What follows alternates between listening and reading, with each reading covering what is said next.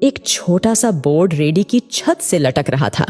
उस पर मोटे मार्कर से लिखा हुआ था, घर में कोई नहीं है, मेरी बूढ़ी माँ बीमार है, मुझे थोड़ी थोड़ी देर में उन्हें खाना, दवा और टॉयलेट कराने के लिए घर जाना पड़ता है। अगर आपको जल्दी है तो अपनी मर्जी से फल तौल ले और पैसे कोने पर गत्ते के नीचे रख दें। साथ ही रेट भी लिखे हुए हैं। और अगर आपके पास पैसे नहीं हो तो मेरी तरफ से ले लेना, इजाजत है। मैंने इधर उधर देखा, पास पड़े तराजू में 2 किलो सेब तोले, दर्जन भर केले लिए, बैग में डाले, प्राइस लिस्ट से कीमत देखी, पैसे निकालकर गत्ते को उठाया। वहां 100, 50 और 10-10 के नोट पड़े थे। मैंने भी पैसे उसमें रखकर उसे ढक दिया। बैग उठाया और अपने फ्लैट पे आ गया। रात को खाना खाने के बाद मैं और भाई उधर निकले तो देखा एक कमजोर सा आदमी, दाढ़ी आधी काली आधी सफेद, मैले से कुर्ते पजामे में रेडी को धक्का लगाकर बस जाने ही वाला था। वो हमें देखकर मुस्कुराया और बोला, साहब फल तो खत्म हो गए। नाम पूछा तो बोला, सीताराम। फिर हम सामने वाले ढाबे पर बैठ गए। चाय आई। कहने लगा, पिछले 3 साल से मेरी माता बिस्तर पर हैं, कुछ पागल सी भी हो गई हैं और मेरी कोई संतान नहीं है। बीवी मर गई है, सिर्फ मैं हूं और मेरी माँ की देखभाल करने वाला कोई नहीं है, इसलिए मुझे हर वक्त माँ का ख्याल रखना पड़ता है। एक दिन मैंने माँ का पांव दबाते हुए बड़ी नरमी से कहा, माँ तेरी सेवा करने को तो बड़ा जी चाहता है, पर जेब खाली है और तू मुझे कमरे से बाहर निकलने नहीं देती।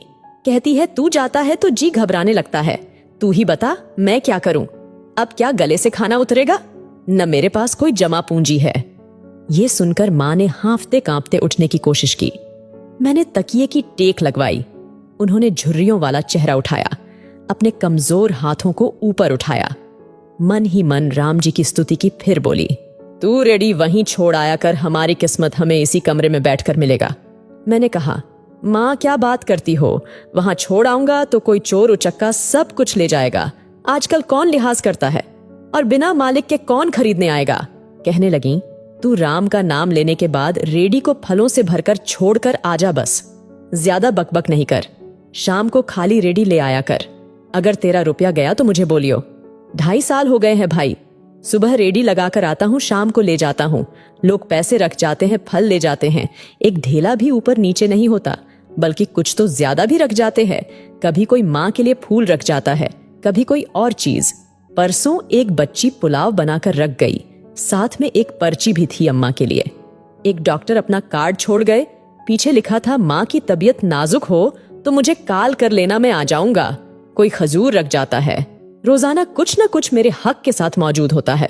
न माँ हिलने देती है, न मेरे राम कुछ कमी रहने देते हैं। माँ कहती है, तेरा फल मेरे राम अपने फरिश्तों से बिकवा देते हैं।